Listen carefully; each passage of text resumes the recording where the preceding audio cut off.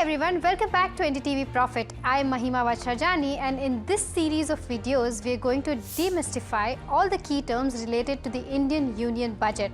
Whether you are a student, a working professional, or just someone who is interested in understanding how the government handles money, this video is for you. Let's get started.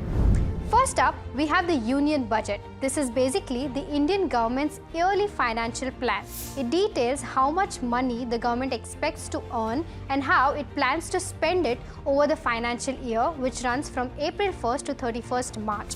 When the Finance Minister presents this plan in the Parliament, it's called the Finance Bill.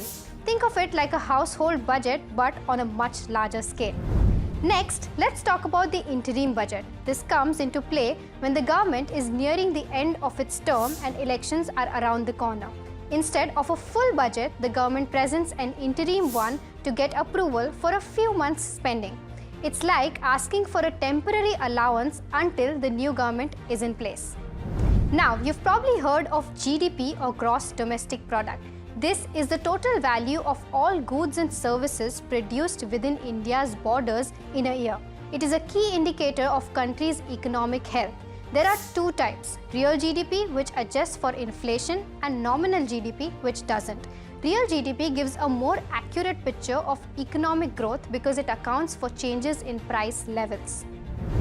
Another important term is fiscal deficit. This is when the government's spending exceeds its revenue. To cover this gap, the government borrows money. A high fiscal deficit isn't great because it can lead to higher inflation and make borrowing more expensive for everyone else. Fiscal policy is all about how the government collects and spends money to influence the economy. This includes taxes, levies, and government spending. The Union Budget is a key part of fiscal policy. On the other hand, monetary policy is handled by the Reserve Bank of India. RBI is all about controlling the money supply and interest rates to keep the economy stable. The RBI decides how much money banks should keep in reserves and sets interest rates, which affect how much money is available in the economy. The capital budget includes capital receipts and capital expenditure. Capital receipts are the funds the government gets from borrowing or selling assets. Capital expenditure is the money spent on creating long-term assets like roads, ports, powers, and plants.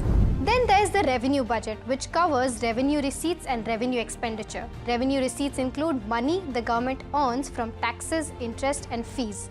Revenue expenditure is day-to-day spending of the things like salaries, pensions, and that's it. These are some of the key words that you'll hear about when the Union Budget is discussed in July. I hope this video helps you understand them better.